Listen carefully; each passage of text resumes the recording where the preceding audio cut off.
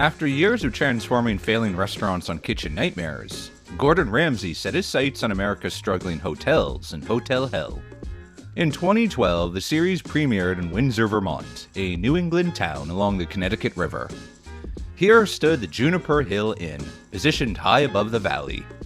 Owned by Robert Dean II and his partner, R.E. Nicky, the historic inn seemed perfect from the outside. But stepping through its doors revealed a different story. While unpaid staff struggled to make ends meet, Robert and Ari regularly hosted friends for lavish free meals and drinks. Gordon's investigation revealed even deeper problems. Robert had been taking portions of his servers' tips, while simultaneously filling 4 storage units with antique collections. When confronted, he claimed financial hardship, a stark contrast to his spending habits. The couple didn't live in the hotel though. Instead, they lived in a high-end RV just outside the hotel. Or, as Robert pointed out, it's referred to as a motor coach, which is a more upscale version of an RV. Anyways, the sight of this luxurious motor coach demoralizes his staff, who were struggling, living just above the poverty line. Robert's shocking response was to tell staff they didn't have to work there if they didn't like it. They don't have to work here. Oh my God. You know, the bottom line is... Oh, how dare you? No, they don't have to work here. The couple even went so far as to dismiss locals as inappropriate for the restaurant, alienating the very customers they needed. Finally, the appraised value of Robert's antiques was far below his expectations, exposing his grand illusions and financial mismanagement. Many viewers consider Robert and Ari the most despised owners in hotel hell history. Their outrageous behavior and treatment of staff making this 2-part premiere episode particularly memorable. Your biggest problem is not Juniper Hill. Your biggest problem is fucking Robert. For a deeper dive into their shocking story, check out our previous episode recap where we break down all the dramatic moments that earned them this notorious reputation. After filming, the Juniper Hill saw a brief uptick in bookings, but reviews were mixed, citing cleanliness and staffing issues. The inn eventually closed in April 2014 after foreclosure with over $1.1 million in debt. The property was purchased at auction in 2015, renovated, and reopened as the Windsor Mansion Inn, earning positive reviews under new ownership. From one historic property to another, our journey continues in New York State. Nestled in the picturesque countryside of Cambridge, New York, the Cambridge Hotel was a historic 150-year-old inn known as the birthplace of pie a la mode. Despite its charm and potential, the 16-room hotel and restaurant were on the brink of collapse. Owner John Imhof, a former military man turned lawyer, had poured his family's savings into the failing business, amassing $750,000 in debt. John's obsessive need to control every detail stifled his staff and alienated his wife, Tina, who had given up hope and refused to invest another dime. I'm a military guy. I'm not gonna take Chef Ramsay's bullshit. When Gordon Ramsay arrived, he was greeted with bizarre and unsettling sights, including a creepy rest in peace sign at the front desk, an homage to a supposed ghost named Alice. The disrepair continued upstairs, with creaky staircases, outdated floral decor, and tattered linens in Gordon's room. The kitchen fared no better. Cold pork and beans, microwave duck, and a soggy pie a la mode cemented the hotel's reputation for mediocrity. Confronting John, Gordon made it clear that his controlling behavior was strangling the business and pushing the hotel toward ruin. In a bold move to restore order, Gordon orchestrated a ladies' night event, locking John away on the haunted 3rd floor to keep him from interfering. The staff shined, delivering fresh food and exceptional service that generated $1,400 in just 2 hours, a record-breaking night. Encouraged by the success, Gordon unveiled a full makeover the next morning, complete with sleek wooden floors, modernized rooms, and $75,000 worth of fresh linens. The kitchen introduced a homemade apple pie, giving Scooter, a young aspiring pastry chef, the confidence to pursue his dreams. In a heartwarming moment, Chef Ramsay said he would pay for Scooter's college education. And then when your bakery's open, all I want back is a loaf of bread. Thank you so much. Well done. Despite the triumphs of the renovation, the Cambridge Hotel closed in June 2012, unable to recover from its financial woes. The property was sold at auction and converted into an assisted living facility. John went back to the military and was deployed to Guantanamo Bay, Cuba. While the hotel couldn't be saved, Gordon's efforts left a lasting impact on the people who worked there. If you're curious about Scooter and his bakery, watch our full video on the Cambridge Hotel for all the details after the episode. After leaving the historic Cambridge Hotel in New York, Gordon Ramsay headed west to San Diego, California, where the Keating Hotel sits in the heart of the lively Gaslamp Quarter. This Ferrari-inspired boutique hotel promised luxury, but instead left guests disappointed by its flashy, yet impractical design. Owned by property developer Eddie Kahn, the 35-room establishment showcased a bold red aesthetic, but struggled with basic hospitality standards. Gordon's arrival quickly highlighted the disconnect between its high price tags and subpar experience. The Keating Hotel's facade impressed Gordon Ramsay initially, blending sleek, modern design elements reminiscent of high-end sports cars. However, upon entering, the red-themed reception area and garage-like room decor revealed deeper issues. The $759 per night room, complete with a $20,000 jacuzzi right in the center of the room, was a mix of nightlife aesthetics, but lacked comfort and practical functionality. Eddie, who had no prior experience in hotel management, had clearly designed the hotel for what he wanted instead of what his guests would want. Yet, signs of neglect, such as broken fixtures and wrinkled sheets, highlighted the hotel's failure to deliver the luxury it promised. In the kitchen, Gordon discovered that the chef, Brian, had lost his motivation, overwhelmed by Eddie's demands and the chaotic menu, including a chocolate dessert pizza that left Ramsay speechless. I've never seen anything so fucking unappetizing as a dessert in all my life. Bacon and chocolate pizza, OMFG. Brian had lost his motivation for cooking, and it seriously began to affect his health. It got so bad that Brian collapsed due to stress. A chair. Call 911, please, quickly. Following Brian's health scare, the situation intensified, with Eddie suggesting it might have been Gordon's fault that Brian was feeling unwell. Once Brian had recovered and was back to work, he worked with Gordon to restore his passion and make significant changes to the menu. Meanwhile, Ramsay worked with Eddie to come up with a new, practical design with improved systems for cleanliness, better food, and upgraded accommodations. The hotel continues to operate under Eddie's ownership, maintaining a 3.3 out of 5 rating on Google reviews that reflects mixed guest experiences. Gordon Ramsay's journey continued to Milford, Pennsylvania, where he arrived at the River Rock Inn, a once promising property now struggling under the weight of financial difficulties. Owned by Ken Pichata, the inn had fallen into significant debt, forcing him to sell his home and live on site to keep the property afloat. Upon stepping into the River Rock Inn, Gordon was met with a series of disappointing discoveries. The once vibrant hotel, built in the 1880s, now showed clear signs of neglect. The shower head was too low, leaving the 6'2" Scotsman unable to shower properly, and stains on mattresses further highlighted the hotel's state of disrepair. Ken, you're running a fucking hotel, not a brothel. It is fucking disgusting. Despite Ken's claimed culinary expertise, the inn's kitchen was far from functional. The menu, which featured a mix of Mexican, Thai, and Italian dishes, made little sense and failed to meet basic standards. Gordon discovered that Ken controlled the kitchen operations, from sourcing ingredients to dictating the menu, which stifled the chef's ability to create fresh, high-quality meals. This micromanagement not only impacted food quality, but also dampened morale among the staff.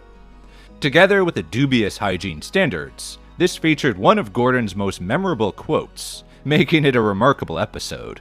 It's pretty rancid, so be careful. Careful you don't catch anything. In 2015, Ken left the River Rock Inn, which had closed and later returned to its original name, the Laurel Country Inn. In 2021, the inn was rebranded again, this time as La Posada Milford. The new owners obviously know what they are doing, as the inn has excellent reviews. Fun fact about Gordon you might not have known. Before becoming a renowned chef, Gordon Ramsay studied hotel management at North Oxfordshire Technical College, giving him valuable insight into both the kitchen and business sides of hospitality that would later serve him well on Hotel Hell. From one classroom to another, Ramsay headed to Coeur d'Alene, Idaho to help the struggling Roosevelt Inn, a historic schoolhouse transformed into a 16-bedroom hotel. The property's owner, John Hough, had impulsively purchased the inn without consulting his wife Tina, plunging them into $1.1 million of debt and forcing them to live in the attic. What troubled Ramsay most was John's casual attitude. He seemed more interested in playing dress-up as Sherlock Holmes for murder mystery dinners than addressing the inn's critical 20% occupancy rate and mounting financial problems. When Gordon was frank with John about the problems at the hotel, John's violent side came out, as he didn't want to hear the truth. Maybe I do want to punch you a little bit. I can become physically very, very violent. In the past, people get hurt. That being said, after a lot of convincing, Gordon was able to convince the couple to change their ways. Gordon's intervention focused on transforming the underutilized ballroom into a profitable wedding venue and streamlining their small kitchen's operations. The changes marked a turning point for the Roosevelt Inn, which went on to receive excellent reviews. For several years, John and Tina attempted to sell the inn without success, until recently when a property developer purchased the historic site. Initially, there were plans to demolish the 120-year-old building to construct a new townhouse complex. However, an agreement was reached that allowed the historic structure to be preserved, which means that John and Tina can finally enjoy their retirement.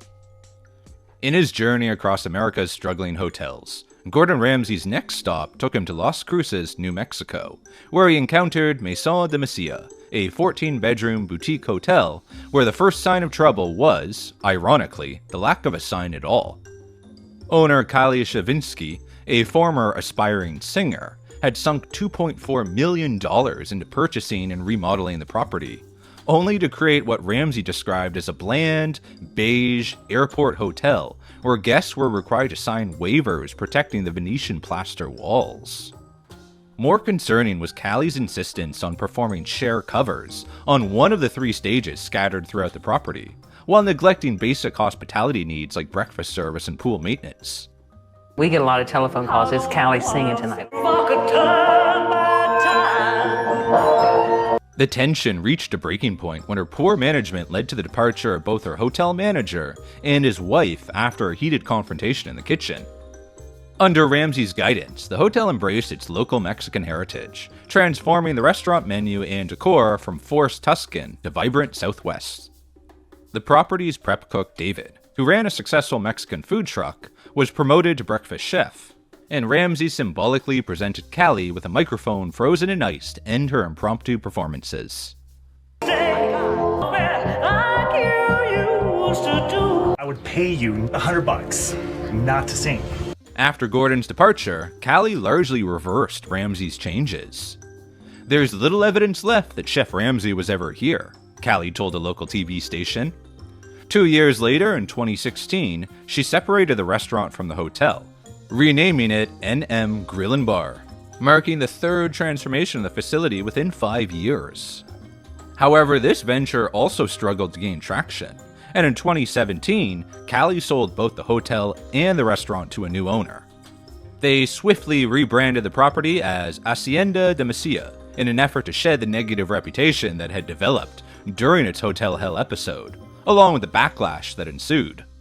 New owners took over the property since that original episode aired, but they say they continue to feel the heat. You're dealing with reputation risk right off the bat where you got to turn that around. I saw the Gordon Ramsay piece about 3 weeks before we bought this place and it almost changed my mind. Right off the bat, we had to rename it and rebrand it. General Manager Chris Hutchinson says negative comments from the show now haunt the new owners. People watch the Gordon Ramsay episode online and then post bad reviews. You know, if you go through and see a few more of those same kind of comments, it is trolling. Hotel Hell claims to have made $150,000 in improvements to the property. By the time we acquired the property, that makeover was gone. The new owners say they basically started from scratch and have since reinvented reinvented everything, from the menu to the color scheme.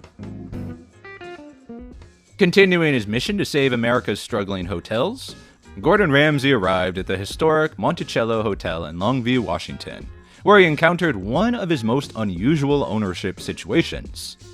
Philip Lovingfoss had inherited the 1923 landmark hotel and $10 million from his much older former lover, Annabella Jewell, only to now run it with his new girlfriend and general manager Ginger, also 30 years his senior.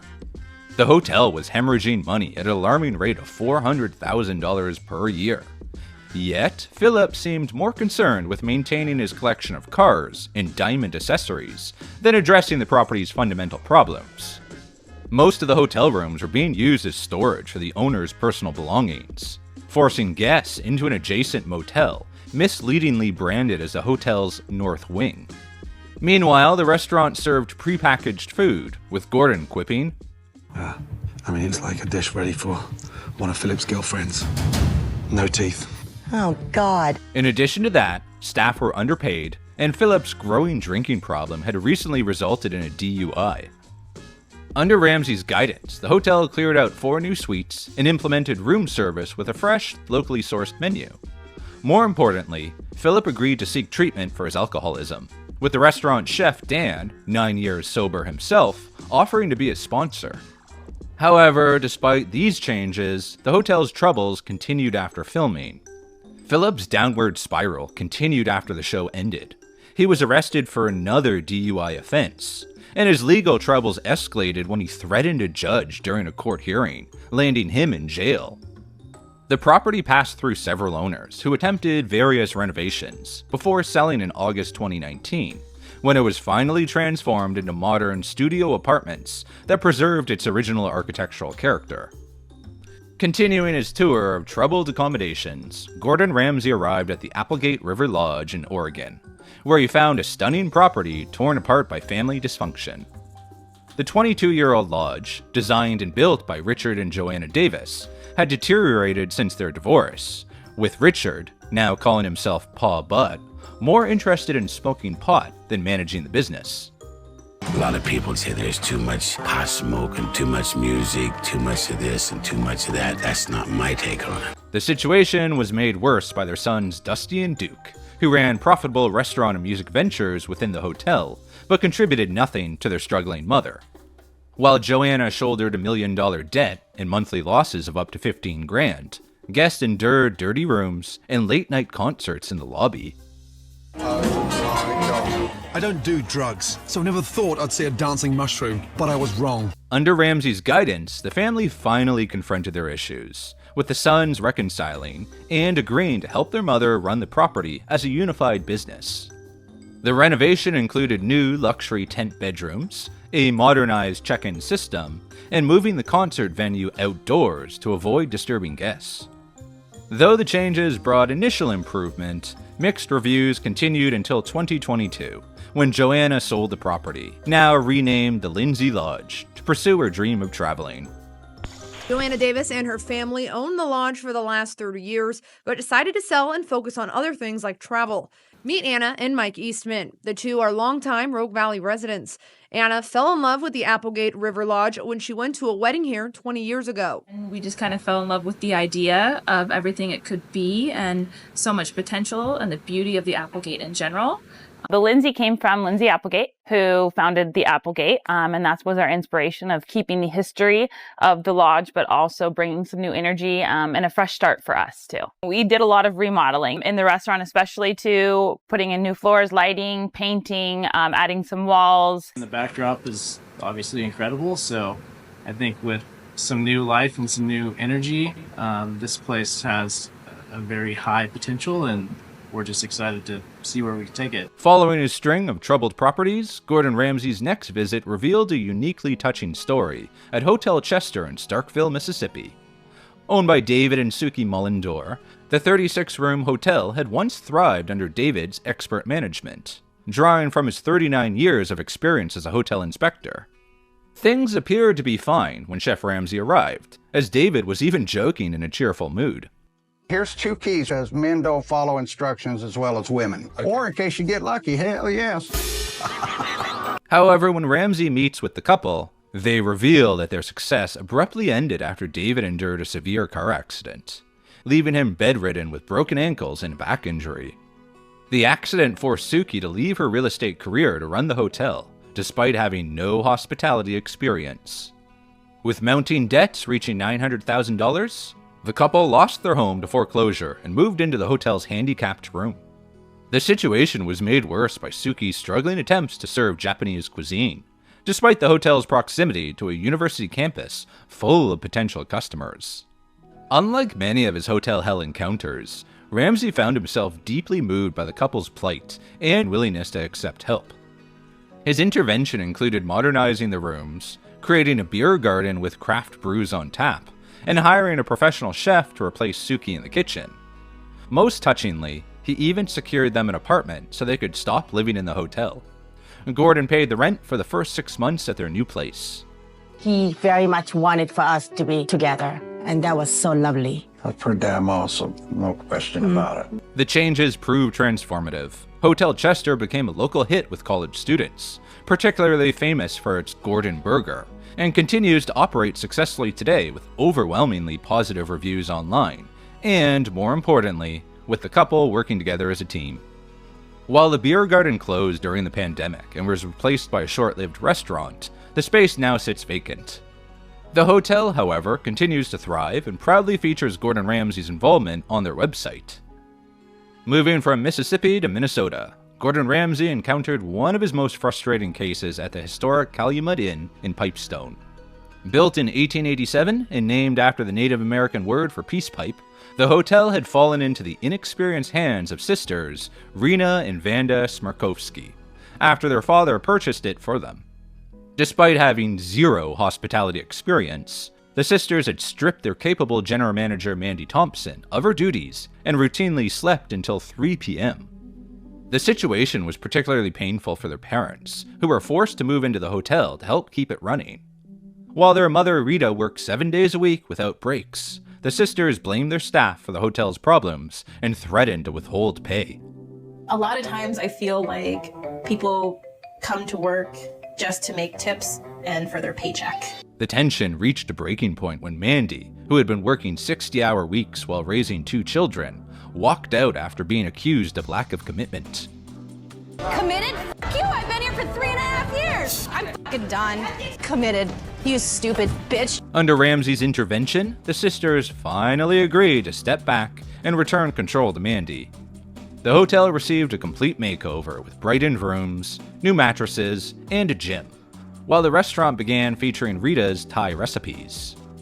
The Calumet was also featured on another hotel rescue show called Resort Rescue, hosted by the New Zealander Shane Green in July 2014, just a month before the episode of Hotel Hell that featured the Calumet aired. Though business initially improved, with revenue reportedly doubling after the show aired, the hotel's troubles were far from over.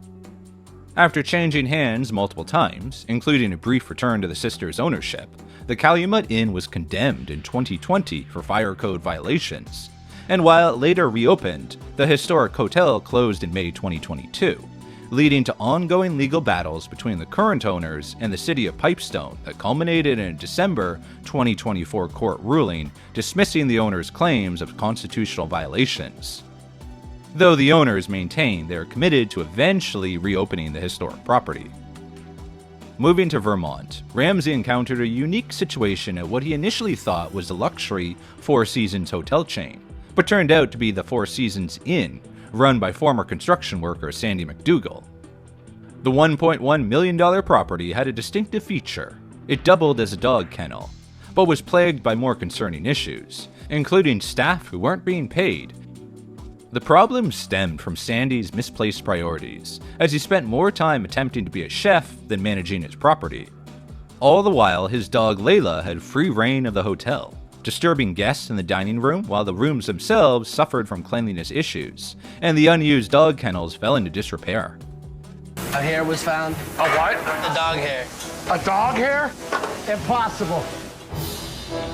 The situation was particularly hard on Steve, the actual chef, who broke down in tears over having to serve subpar food with ingredients he didn't choose, including a risotto made from apple juice concentrate. The risotto was sweet. What's in there? Apple juice? Apple concentrate, chef. Come on. It's not my menu, chef. Ramsay's intervention led to a complete rebranding as Layla's Riverside Lodge, celebrating the property's dog-friendly nature with upgraded kennels, a new farm-to-table menu, and $100,000 worth of organic linens. Sandy underwent a personal transformation as well, abandoning his chef's coat to focus on being an innkeeper and finally putting his staff on payroll. While the changes initially proved successful, with mostly positive reviews and increased bookings, the hotel's journey came to an end in June 2022, when Sandy sold the property for a reported $1.5 million, shortly after the passing of his beloved dog Layla. The new owners have since renamed it the Sugar Maple Inn and, coming from a carpentry background, converted the luxury dog kennel into a workshop. Under this latest iteration, the property continues to operate with glowing reviews.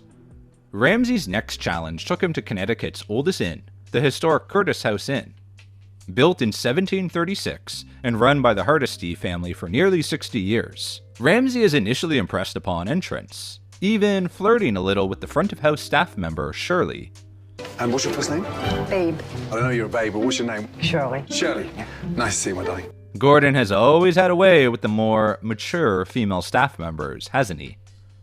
The fourth-generation siblings, Chris Hardesty and T.J. Brennan, had let their deteriorating relationship poison the business, creating a toxic environment that affected both staff and guests.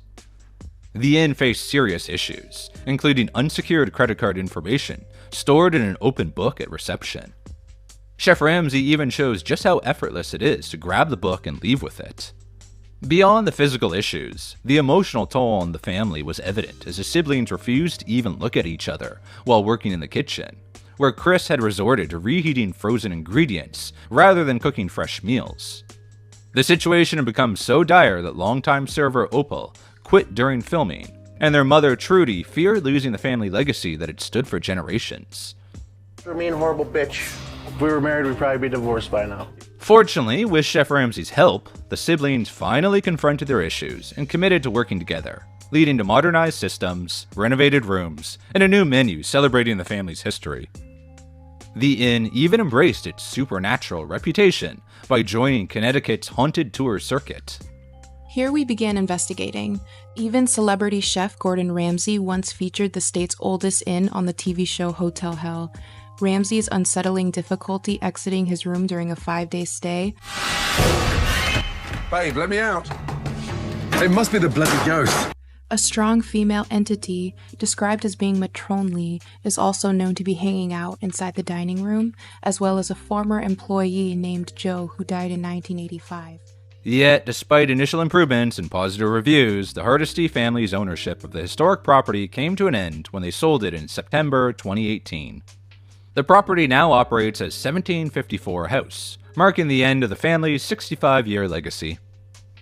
There's something special when you step inside the 1754 house in Woodbury. 17 rooms on Main Street South have recently been renovated. Rooms range from about $130 to $175 a night. Heading to Murphy's, California, Gordon Ramsay encountered a historic 150-year-old landmark hotel that had fallen into the hands of 3 friends who treated it more like a fraternity house than a registered historic site. It's like Dumber and Dumber and Dumbest. Are you guys really the fucking owners? True story. Fuck off. The 3 guys, Brian, Kevin, and Joel, had purchased Murphy's Hotel less than a year prior. But their party-focused management style was already threatening the property's legacy, which included hosting former presidents.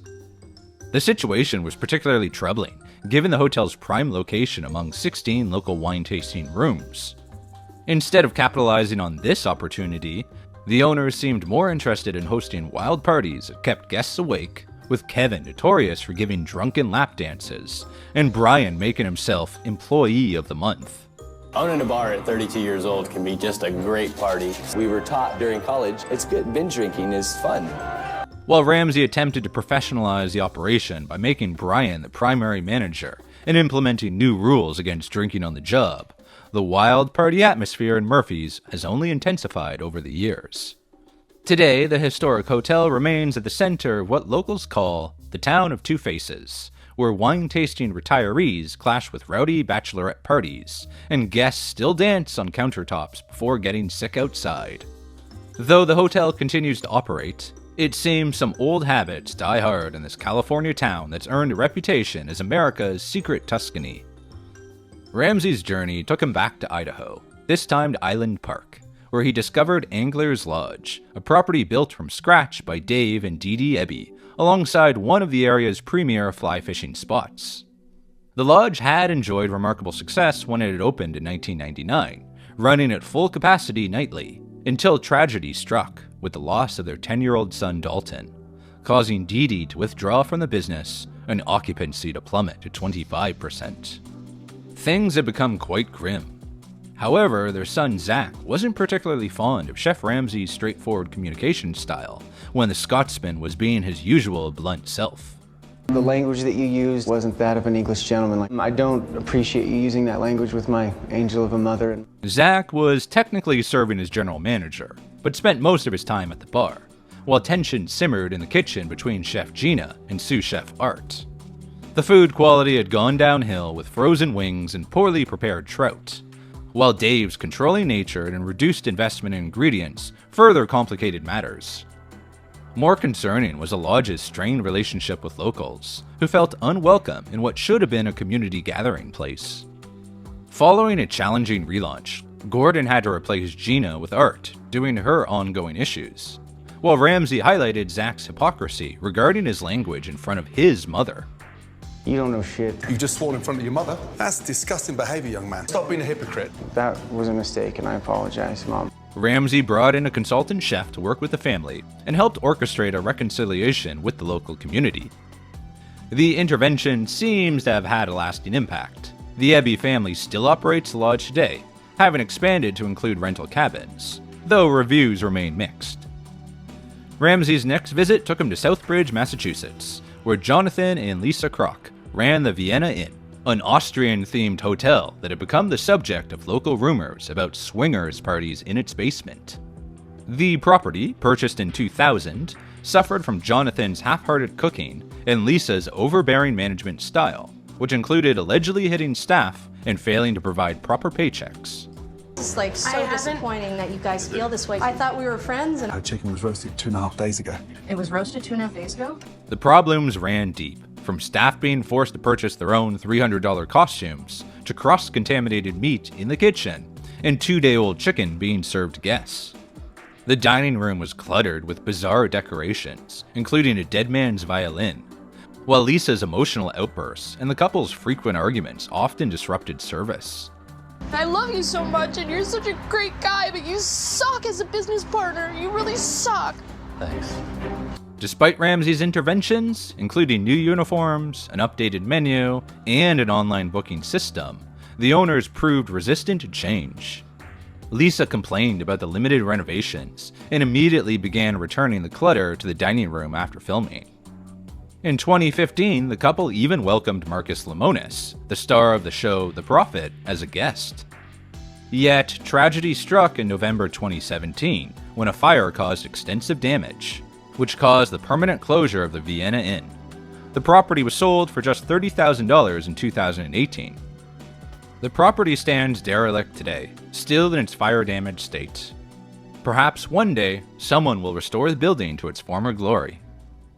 Ramsay's journey led him to Harper's Ferry, West Virginia, where he encountered one of his most troubling cases at the town's inn. Purchased in 2007 by Jason and Anna as an investment to keep Jason's retired teacher mother, Karen Townsend, busy, the property had devolved into a hoarder's paradise where Karen slept in the office and treated the hotel more like her personal storage unit than a business. The situation was bad, with bug-infested wicker baskets on display, guest room closets filled with Karen's clothes, and a hole in the wall that was painted over. Jesus. I wish you wouldn't use that word. What? Hole? What do you want me to sing? Fucking hallelujah. That'd be better. The kitchen was even more alarming, serving boiled hamburgers, along with French fries that were kept in dirty water. When Gordon tested the cleanliness of a guest room carpet, it registered 803 on a bacteria meter, where 30 is considered acceptable. It got worse when it was revealed that Karen didn't clean up her diarrhea off the carpet when she had an accident on it. It smells like there's crap all over the floor. Probably because there's crap on the floor. There have been times when I have had diarrhea, but it doesn't happen very often. In a kind gesture, Ramsay paid for Karen's rent at a new home to get her out of the office, also paid for her to have a personal makeover, and brought in a professional cleaning crew to tackle the property. However, despite the makeover and simplified menu, old habits proved hard to break. Recent reviews mention the return of clutter and out-of-date products in the store, while Karen has moved back into the hotel, now occupying a second-floor room instead of her former office. I recommend you check out the full recap update video we made on the Town's Inn for more information on what happened after Hotel Hell. Ramsay's journey took him to Chelan, Washington, where the adults-only Lakeview Hotel stood overlooking Lake Chelan.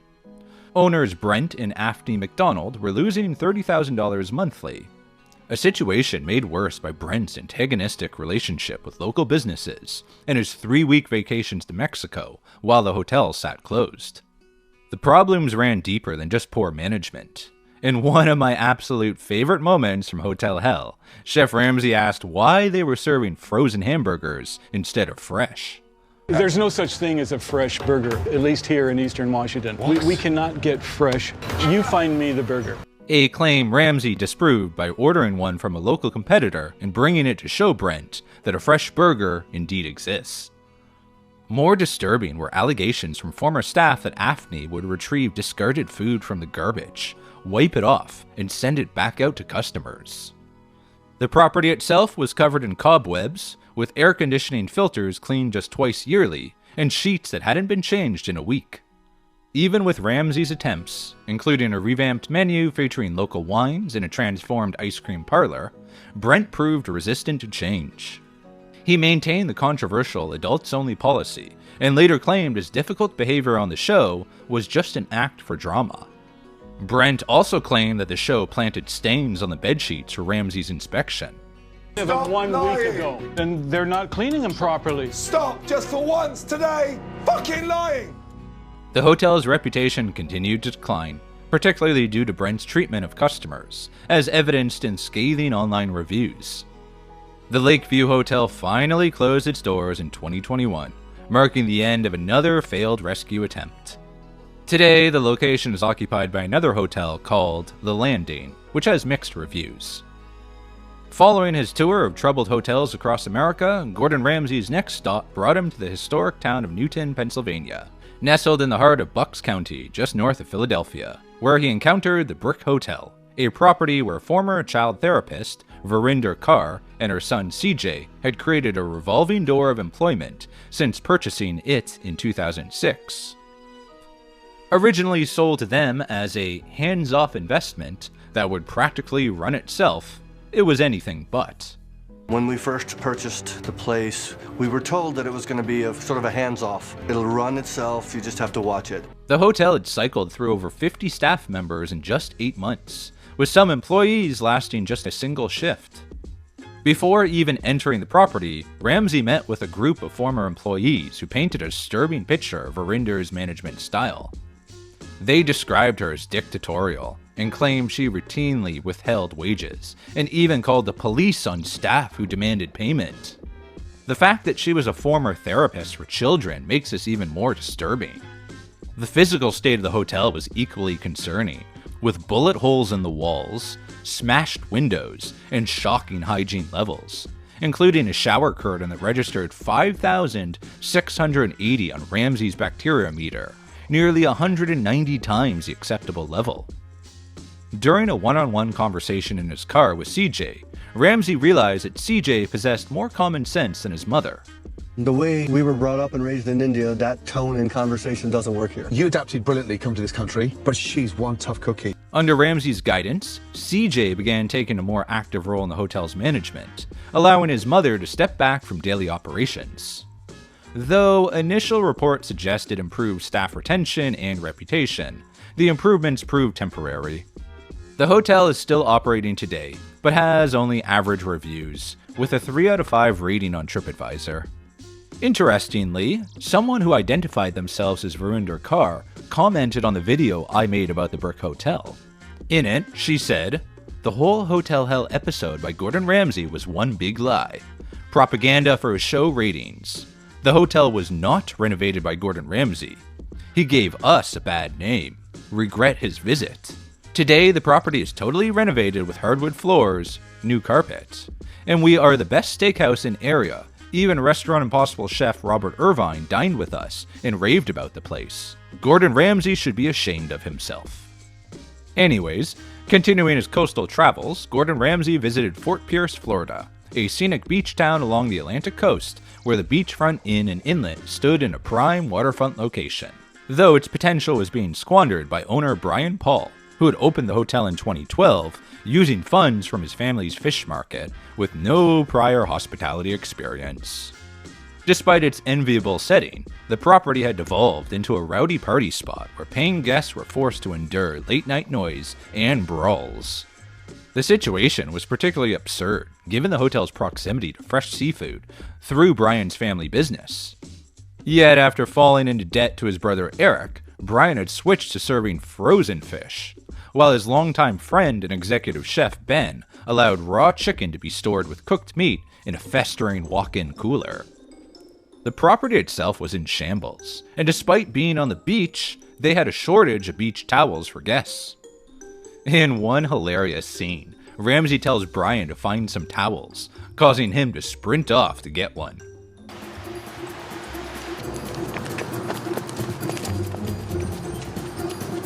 In a rare moment for the show, Ramsay actually walked out during the relaunch after Brian repeatedly failed to show leadership, arriving dressed like a towel boy, even after he had sent him home to get changed in another pretty funny scene. Seatbelt on.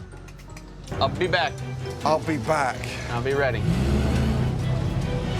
Though Brian eventually fired Ben and implemented changes like a bar curfew and new menu featuring fresh seafood, the improvements came too late. The property was sold in 2019 and now operates as Sunrise Sands Beach Resort, with average reviews, marking another failed rescue in Ramsay's journey. For his final episode of Hotel Hell, Gordon Ramsay traveled to Ohio, in a small town in the heart of Amish country, where he discovered Landell's Mohican Castle, a $6 million passion project built by Jim Landell after selling a successful printing business. The massive property, sprawling over 1,000 private acres, represented one man's childhood dream turned into a complicated reality for his ex-wife, Martha.